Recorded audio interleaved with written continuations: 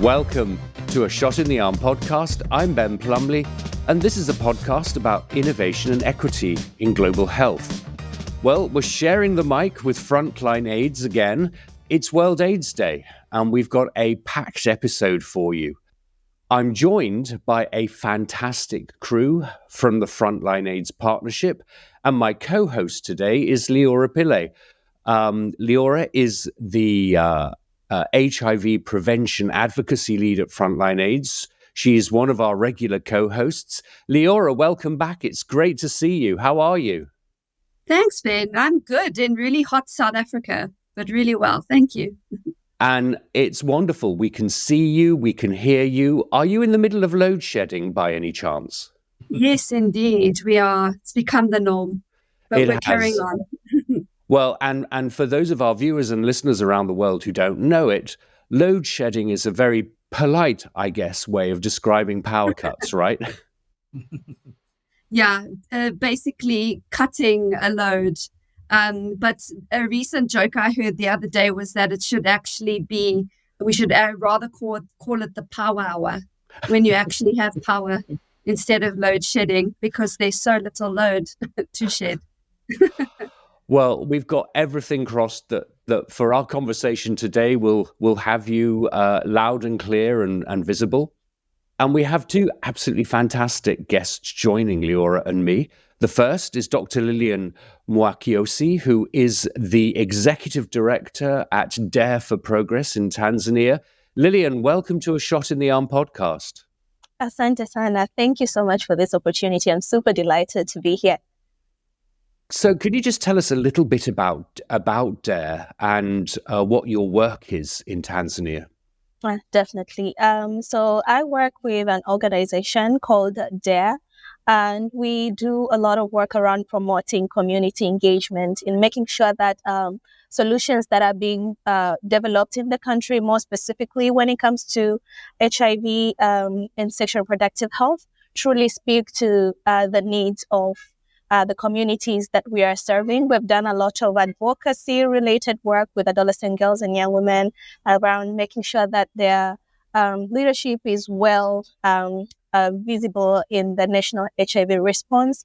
We've done also a lot of work around making sure that civil society engage in important decision-making platforms when it comes to HIV. And recently, we've been doing work around making sure that civil societies are aware of global HIV Prevention 2025 targets, and we're part of actually making that a success in our countries and putting an effect to the regional efforts to reach them as well. Wow, that's a lot, and particularly coming out of the COVID era, the importance of a sort of a surround sound approach for services for adolescent girls and young women. That's so important. Definitely. And our other guest down the road in Malawi is Simon Sikwese, who is the Executive Director of Pakachere IHDC. And you're joining us from where, Simon? Thank you very much, Ben. Yes, my name is Simon Sikwese, joining you from the warm heart of Africa, Malawi, specifically in the commercial city of Blantyre. And as you've put it, I'm the Executive Director for Pakachere. The full name is Pakachere Institute of Health and Development Communication. And by the way, Pakachere is in two parts. Kachere is a fig tree, and when you put the pa and put it Pakachere, it means under the fig tree. So that's the meaning of the word. So the fig tree traditionally is a place where people come together to resolve issues, make decisions, and then move on with a progressive life. So that's the meaning of Pakachere. But as an organization, we are basically social and behavior change communications NGO. But in the past years, we have also been providing HIV prevention services to key and vulnerable populations, especially female sex workers. So we operate drop-in centers where we provide specialized services for female sex workers, where we are providing integrated HIV and sexual and reproductive health services. And one of the aspects that we work with also is in advocacy, where we are working with Frontline AIDS. And as Lilian said it, we are involved in the HIV Prevention 2025 roadmap, where we are working with our governments to make sure that we achieve those targets ambitiously by 2025. Thank you. Thank you. And I guess given the crazy state of this world, we could really do with a lot more fig trees, right? Oh, exactly. Leora, if I could kick off with you, we're around World AIDS Day. Frontline AIDS is announcing the release of some reports. Can you talk a bit about those? What's so important? Frontline AIDS has undertaken a project of doing 10 HIV prevention and accountability reports. And essentially, these reports are incredibly important tools because they provide the qualitative community perspective and the lived experiences of civil society and communities in relation to HIV prevention in each country. So these reports sit next to the data that we receive from UNAIDS every year, which has recently been released, and basically tells the story of that data. So why is it that, for example, sex workers have an HIV prevalence of X? Or why is it that certain populations are being left behind in some countries? These reports tell the community perspectives and struggles and challenges, but equally speak to progress and partnership between civil society and government. So they're really, really important because they basically tell the full story of HIV prevention and the status of HIV in each country. Because, of course, HIV prevention has sort of been almost the Cinderella of the AIDS response. Despite our very best efforts over 30, 40 years, we haven't really been able to break the back of new infections. And I wonder, I mean, maybe Simon, I could start with you on this sort of more general question. Here we are at the end of 2023, moving into 2024. The world has a lot of issues on its plate. How do you see the attention being given to HIV? Are we still in the top list of priorities, or do you really see fatigue happening at the national, regional, and international level? Thank you, Ben. And this is a very thought-provoking question. And I think it's a question that more often than not, we ask about it in meetings. And so one of the languages that we use is let's think outside the box. But at the end, we don't think outside the box. We think the same. And that's why you see that we talk about we are making progress, but the speed at which we are making that progress is very slow because most of the times it is business as usual. So we have been talking about HIV for years. And in the process, I think the issues of fatigue, if you look at the funding that is available, it's slowly becoming a challenge. When you look at the countries like Malawi, they're very dependent on donors to support HIV prevention interventions or programming. Without donor support, then that becomes a challenge. So in the end, you find that most of our programming is mostly driven by donor policies because they have got the money and they've got the right to say, this is what you need to do. But at the end, we need to now start looking at how will locally driven solutions look like. And this is where you see that the importance of civil society, local civil society organizations coming together, being supported technically to look at issues from their local perspective and look at how we can influence our governments to start thinking about HIV as an urgent public health issue that is not yet over, but something that we must work with agency. At the moment, we're talking about 2025, and we're looking at the targets that have been set. And if you look at the financing, you look at the pace at which we are working, we ask the same question to say, are we going to get there? As much as we're doing the progress, there's so much that we need to do so that we can reach the 2025 or making HIV AIDS end by 2030. Thank you. Thanks, Simon. And so I guess, Lilian, this is, I suppose, one of the real values of these accountability reports, because it gives you the tools to advocate with health authorities, with the government, and presumably with funders and supporters. Yeah, definitely. I think this is where our reports come in handy, because sometimes alone you cannot do much, but when you have a document that is able to circulate and reach as many as possible, including civil societies and all the relevant key actors in our respective countries and beyond, to get to read about the experiences of communities and being able to actually pick out solutions that are proposed by the communities as well, I think is one way that we can actually get to a point where we're developing prevention programs, prevention investments that are really tailored to the needs of that community.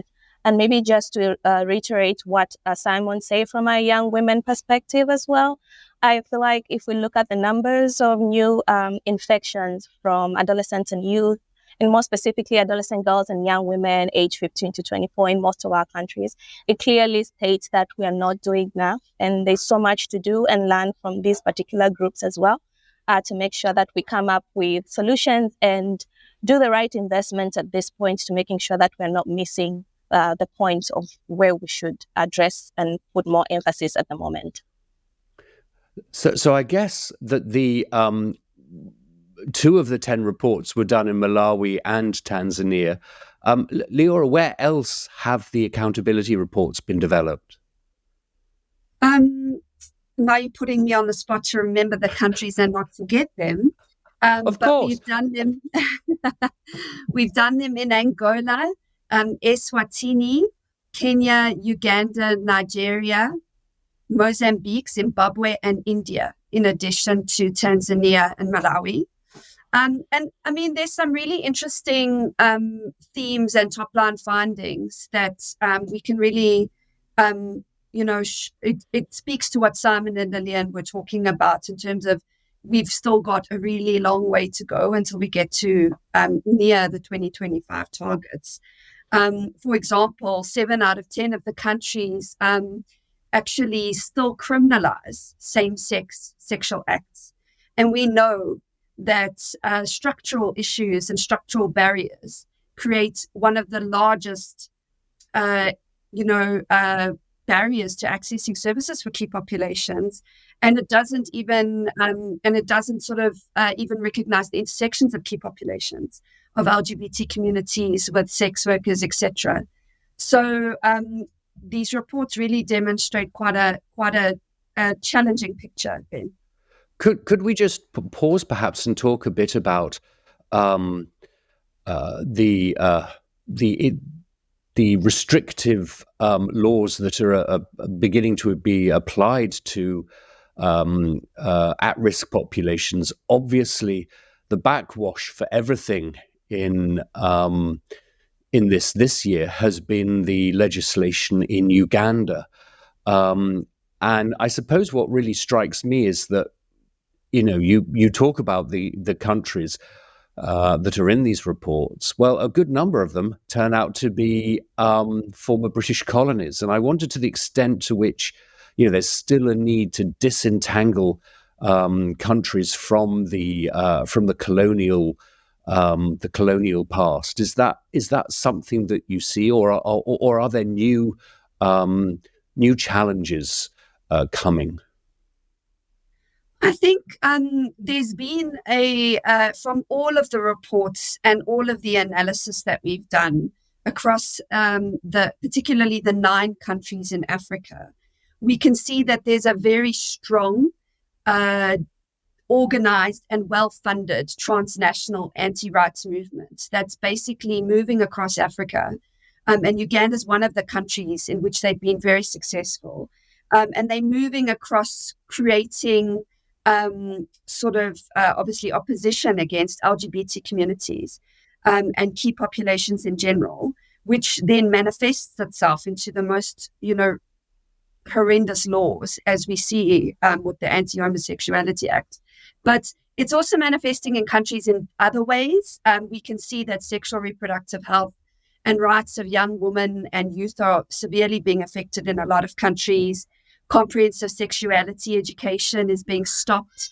And abortion always been an issue, but obviously that's also on the table here. And so I think what we do see is that this anti-rights movement is in some ways worked so well underground in a lot of African countries that it's derailing a lot of the progress that we've made in HIV prevention. And we've really got to tackle it and quickly, or else I think we're going to find ourselves in a very difficult situation, not only for LGBT communities, but for youth, adolescent girls and young women across the continent. Well, yes, absolutely. And of course, one of the other big backwashes that we're dealing with at the end of 2023 is the future of PEPFAR and, concerns particularly from the parts of the US Congress around its interrelation with sexual and reproductive health services. But I wonder, Lilian, if what Leora has just described resonates with you in Tanzania, which of course is a fascinating country with both German and British colonial history and an extraordinary perhaps success story of certainly religious tolerance and getting together. How do you see what happened in Uganda impacting Tanzania? I think primarily what has been happening in Uganda would naturally spike some form of reactions in any space that is conservative. And I think my country is one of those. So we have a lot of legal and structural barriers that in one way or the other would always affect how services are reaching out to the marginalized communities, the hard to reach communities. And I think during such times, you feel the pressure getting even higher, and it becomes challenging for some of these communities to access services. And we know very well at the end of the day, for us to be able to control HIV and any other actually infections in our communities, we need to make sure that we're able to actually reach out to each and every person, and making sure that we put in place equitable means to making sure that health services are able to reach the entire community without worrying about maybe they will face some sort of societal-based struggles or legal barriers and the likes. There's another theme that seems to be emerging generally, and that is a sort of a growing restriction on civil society space. And by that, I mean the ability for civil society to play a full role in helping design, set, and then hold accountable the authorities that are responsible for services. And I wonder, Simon, if that is something that from what you've seen from the reports, whether this is something we should be concerned about, that Frontline AIDS partners are noticing this. Yes, Ben, I think that is an area that we need to worry about. And for my country, Malawi, I will look at that issue twofold. If you look at the space for KP-led organization, that is the space that is facing a lot of challenges in terms of let them unleash their full potential, to talk about their rights, access to services, because of the restrictive laws, especially for the LGBTIQ communities, where they cannot even register themselves as eligible NGOs that can operate in the country. And Simon, just to dive in, you mentioned KPs. Yes. That's key populations, right? Yes, key populations. So for Malawi, when you look at the legal environment, key populations, we look at the female sex workers, because female sex work in Malawi is not illegal. There are just aspects of female sex work that are legalized, where the police would arrest the sex workers for rogue and vagabond, maybe if they're just roaming the street, then they could take that as a crime. For LGBTIQ community, that is where we have a problem, where the Constitution, even the Penal Code, does not recognize the LGBTIQ community.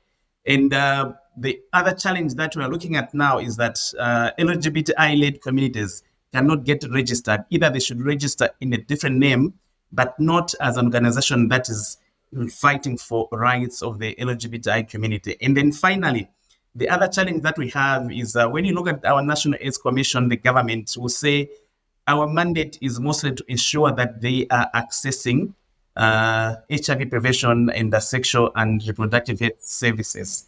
But to now join the bandwagon to look at how do we make sure that their rights are protected, then that is shifted to the Malawi Human Rights Commission, which at the moment is not as involved as we are wanting to. So that's one thing that we're also looking at, to bring in the Malawi Human Commission to make sure that we address the issue of the shrinking space for civil society organization to be involved with fidelity in ensuring that everybody is accessing services, but also everybody is enjoying human rights as it is required by the human rights law internationally.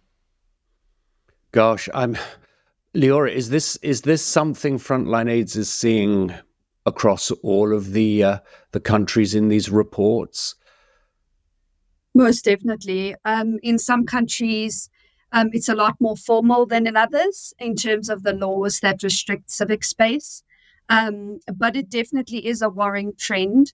And it makes advocacy in countries, and as you mentioned, accountability almost impossible for civil society organizations and particularly communities. And I think that's the importance of these reports, where it's really telling the story of why the infections are as they are and what communities and civil society, such as Simon and Lilian, who work directly with governments, what they experience every day. We actually, for these 10 reports, we consulted 126 organizations across the 10 countries. And so it's really strong and powerful, but also very scary to see that all of these organizations are worried about civic space. And it shows a very worrying trend that we need to address urgently. Okay, so I've got to ask, any good news, any silver linings in the reports that stand out, that should give us optimism and hope for the future? There definitely is silver linings. I think I'll hand over to Simon to give some for Malawi. We've got some examples from Angola, for example, who decriminalized same-sex sexual acts as well as sex work in the last 4 years. One of the rare African countries that have taken that move. But I'm keen to hear Simon's view on Malawi progress, because it isn't all doom and gloom. You're right. Thank you, Leora and Ben. I think what I can say is we are making progress. And I think if you look at where we're coming from when AIDS was discovered to now, I think we have seen tremendous progress in terms of reducing new HIV infections, but not to the level that we would like because of the various challenges that we are talking about.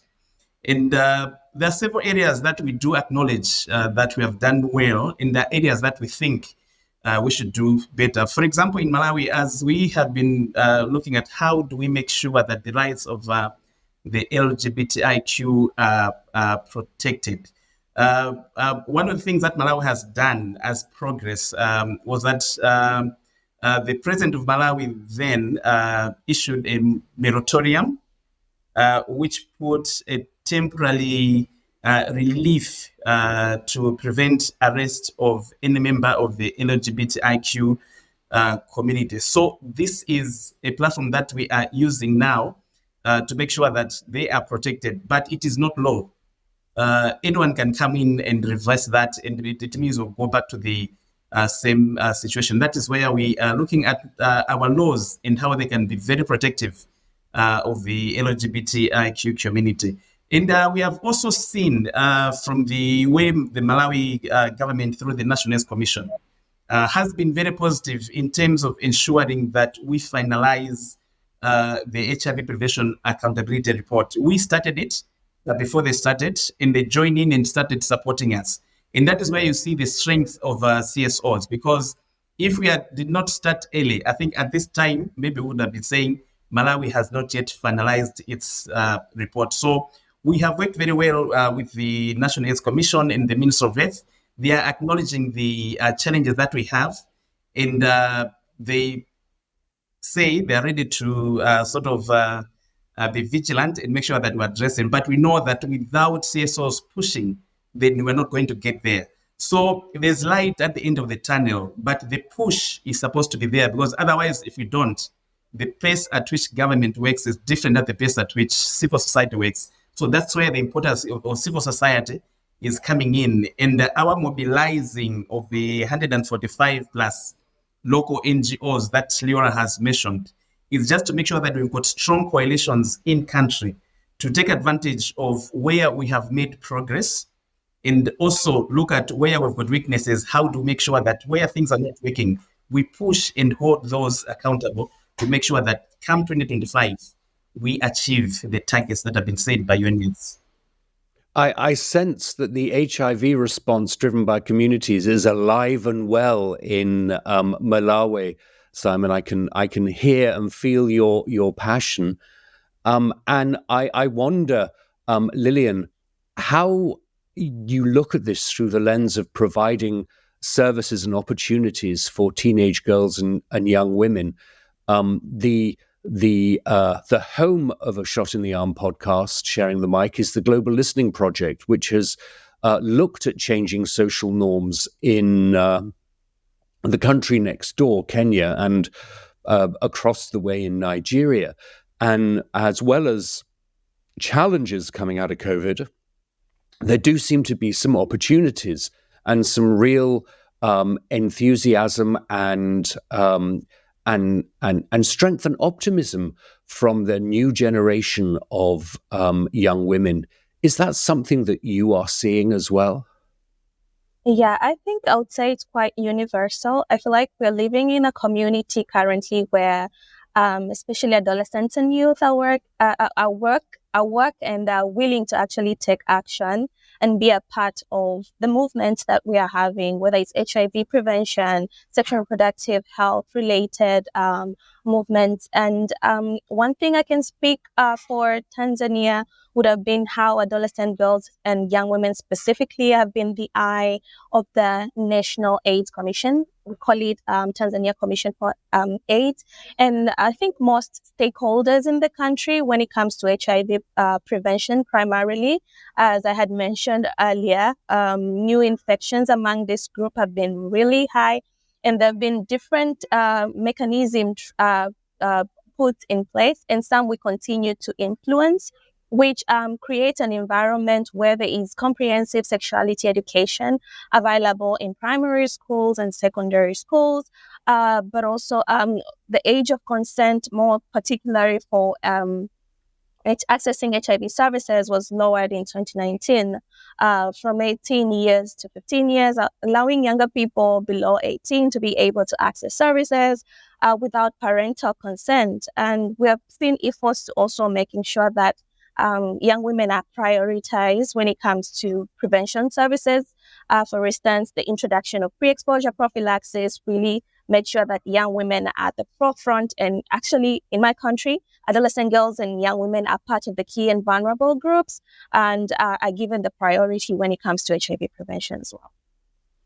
Well, what a nice bridge, Lilian, you've given us into the new HIV prevention technologies. Of course, a Shot in the Arm, we're interested in equity and innovation.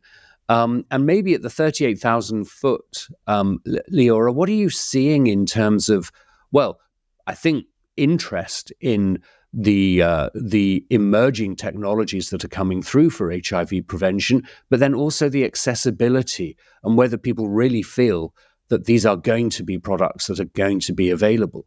But which of the new technologies are you really interested in? Most definitely Cabernet, which is the long-acting injectable PrEP. And then the Depiven ring for women, which is the first discrete ring, vaginal PrEP ring, essentially, for young women and girls to use, and will last up to 28 days.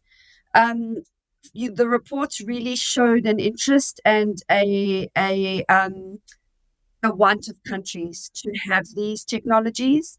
But what we did find was that for each of those technologies, only 4 out of the 10 countries had actually registered the technology.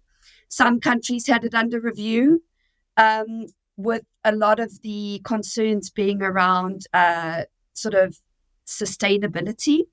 So it links a lot with what Simon has mentioned around funding. I think a big concern in the registration of these new PrEP technologies is around funding. Who's going to fund this? And how are we going to sustain it if we start rollout in each country? And I think civil society is really trying to push, from what we could see in the reports, to just make sure that using the lessons from oral PrEP, having civil society and communities at the forefront of the rollout is key. And so trying to really advocate for the registration of these technologies, and of course the funding for them, but thereafter making sure that civil society and communities lead the implementation of those technologies to those that need it most. It's so interesting that you highlight the issue of registration of these new long-acting injectable HIV treatment and prevention technologies. And it's interesting because it's both the responsibility of manufacturers, but it's also the responsibility of governments. And I just wonder, both for Tanzania and Malawi, the extent to which you see national leadership around really pushing as far as possible to getting to the 2025 and then 2030 targets, really to, really get HIV under control. I won't say end the AIDS epidemic because I don't know personally how that's going to be done, but certainly really get it to a level of control. And Simon, maybe starting with you. Basically, I think it is something that we have already talked about in terms of the agency that our governments must put when we are having these new HIV prevention technologies.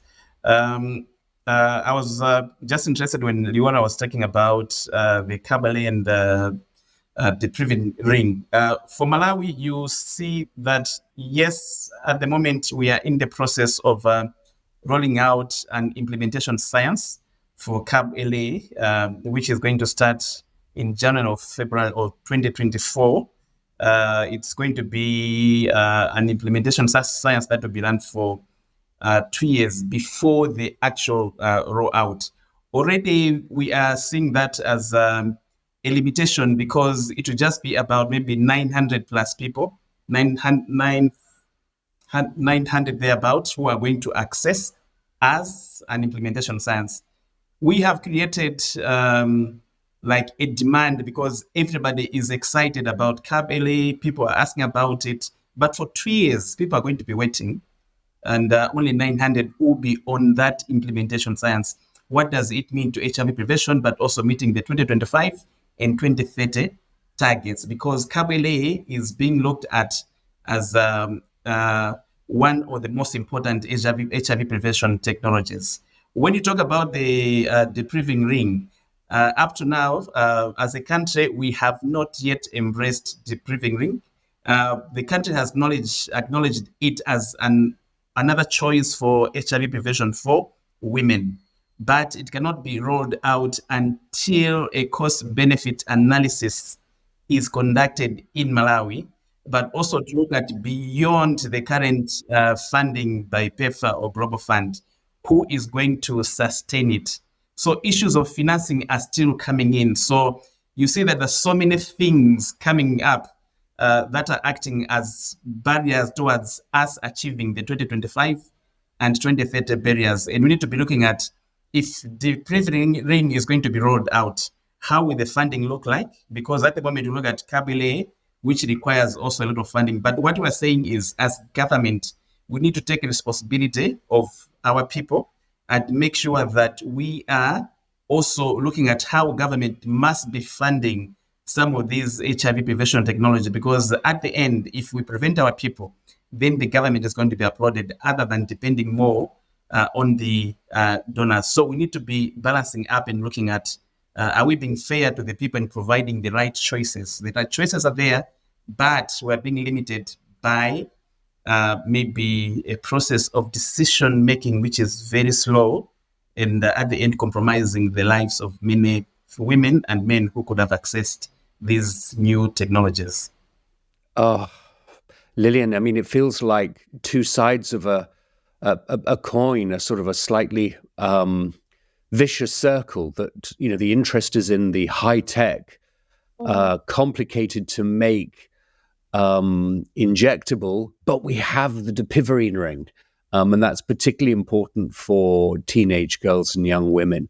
And it's just that, you know, now we're seeing the real world data demonstrating its impact. It should be much more of an appealing option, certainly to funders and policymakers, don't you think? Absolutely. I think that should have been the case. However, maybe I would share from the perspective of my country. The situation is a bit different. Currently, we, unlike Malawi, we do not have Kabile approved in Tanzania, and unfortunately, neither the dapivirine vaginal ring. And the conversations have been ongoing over the years, thanks to civil society for constantly being there to bring the conversations when we're in spaces where we have some key stakeholders and decision makers to raise concerns and ask questions and trying to find out what the fate would look like for Tanzania. Seemingly, Kabile is more acceptable at the moment and is likely perhaps to be approved before the dapivirine vaginal ring, because we have also observed some concerns from our regulatory approvers with regards to the dapivirine vaginal ring. Some of them have been addressed and some are still being addressed. So we're still waiting to hear. But like you have mentioned, HIV prevention, is really key, and HIV infections do not wait. So the more time we are buying to making these tools available, the more we're failing young women. We need to consider making sure that they are available with urgency, but also most importantly, choice.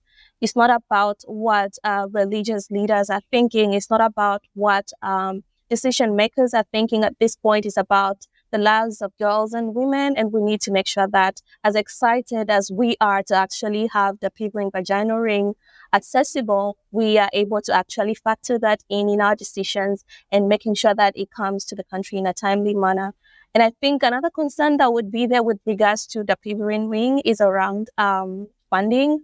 We know very well that most of our countries are donor dependent, and if you have some of the funders, actually large funding agencies who are not in a position to procure, for instance, the dapivirine vaginal ring, it becomes really harder at a country level, knowing very well our countries can only give little so far when it comes to prevention, to making sure that we are able to actually access and make sure more young women are able to access these new prevention technologies. So there's a lot of work to do with domestic resource mobilization, but also calling out for more investment in making sure that beyond just research, once we have these new tools, they're easily accessible, and choice is the center of all these decisions, as well as communities. So, Leora, are there other themes that we have missed or we haven't spoken about in today's podcast that come out of these accountability reports that you feel our listeners and viewers should really know about? I think Lilian mentioned the age of consent, but I want to flag that because I think it's a really important issue for young people across Africa.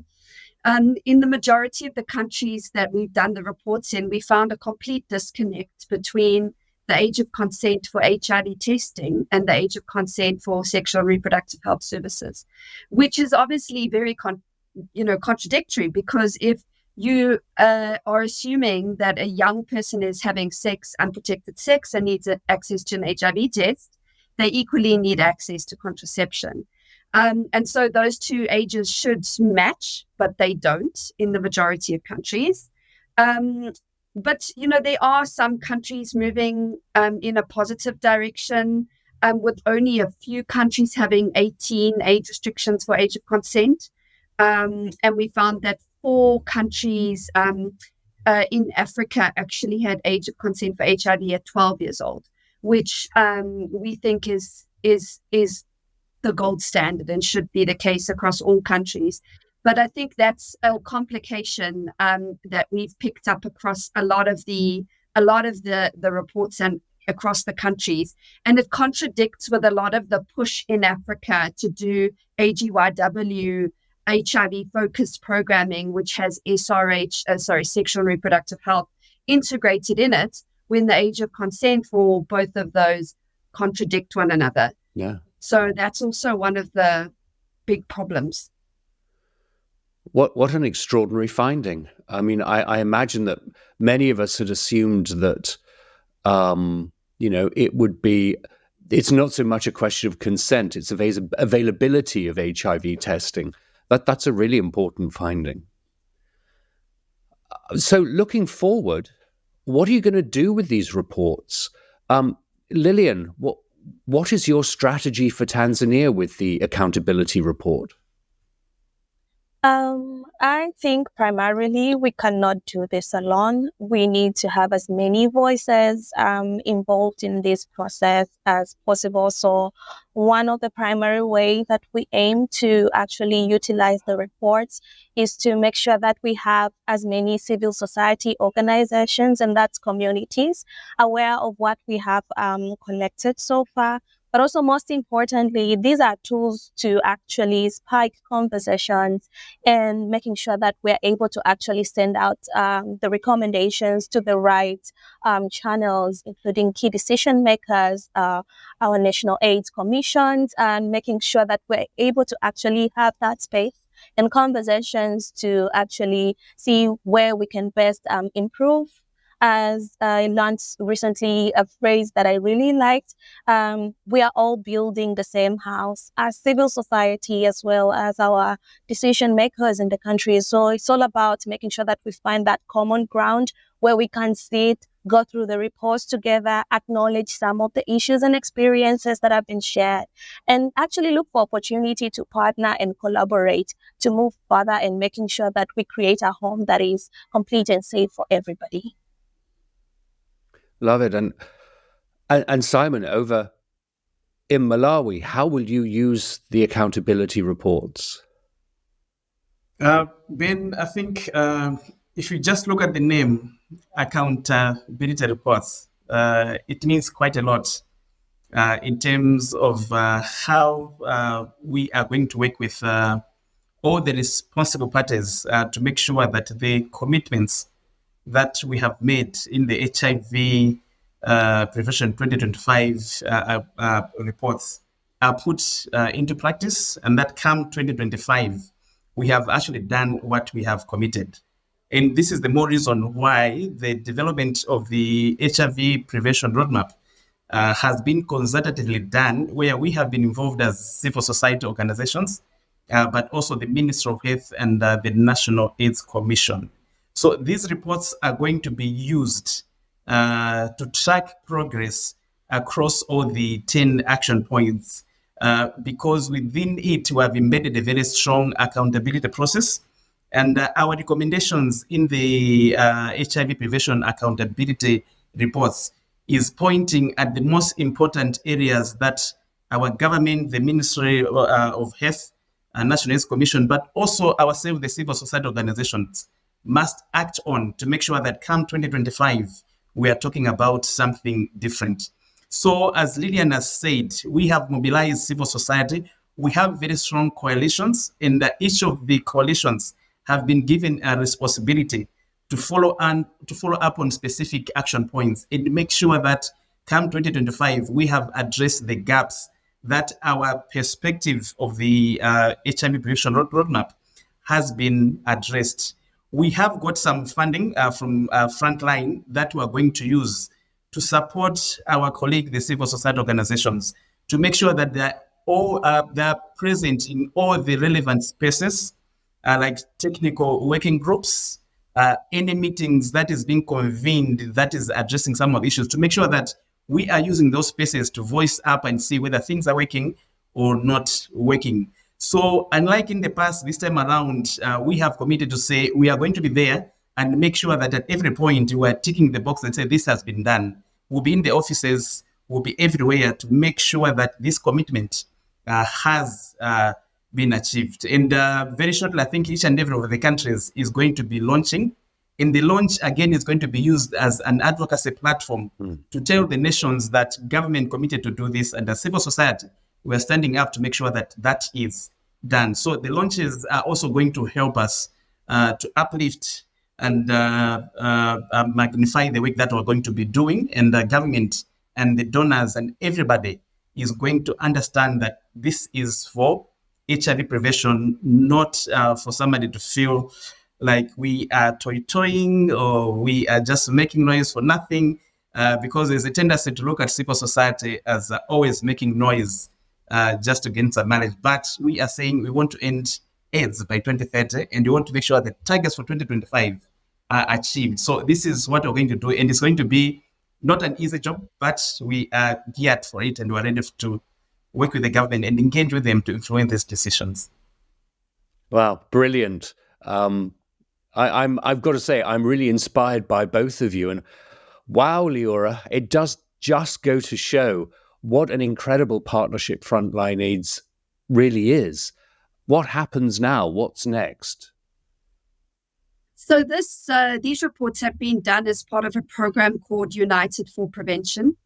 And essentially, as Simon mentioned, the program is resourced to support all of the organizations in all of the countries to try and implement the findings and try and do activities to get the recommendations achieved, essentially, to get each country closer to the targets. From a Frontline AIDS perspective, we will continue to support partners to do this. But the key element here is around national advocacy and people, passionate, amazing people like Simon and Lilian and the rest of the other partners of the other countries doing the work in country and speaking to government and stakeholders.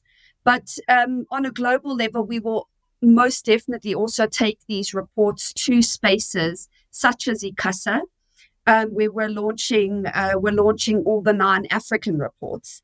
And basically, showcase the stories of these communities and these civil societies and demonstrate the hard work that the Frontline AIDS partners have done, but also tell the stories that traditional reporting doesn't tell around the status of HIV prevention, and speak to donors and relevant institutions to try and move that change on a global level. So I'm going to put you on the spot here, because I don't know what the acronym of ICASA actually stands for, but it's the big African AIDS conference in 2023 happening in Harare, yes? Yes. The 4th to the 9th of December in Harare, yes. So our launch is on the 4th of December. Okay, cool. And the International Conference on AIDS and STIs in Africa. Yeah, there we are. I confess I needed some help in remembering that book. Well, great. Well, I guess we have come to the top of the hour, and I got to say, I know the accountability reports are very somber, very serious, but I got to say, what a tonic, what a sense of enthusiasm and optimism I think particularly Simon and Lilian, you're offering us. Things are tough, but we really do have a path forward. So it just remains for me to thank you all very much. A Shot in the Arm will be podcasting from the conference in Harare, and I hope we'll get a chance to see you there. So with that, thank you very much indeed. Thank you very much, Ben. Yeah. So, well, that's it for this episode. Thank you so much to Simon, to Lilian, and of course, my co-host and partner in crime, Leora. Thanks also to our director and producer, Eric Espera of Newsdog Media. Thanks to the Frontline AIDS team, Ali Liu and Suzanne Fisher-Murray. Thanks to the Global Listening Project, which hosts A Shot in the Arm. And finally, a big thanks to you. If you haven't already, please subscribe, give us 5 stars, and encourage your friends and family during this holiday season to sign up. Subscribe, it's free. And so it just remains for me to wish you a safe week and a great week, everybody.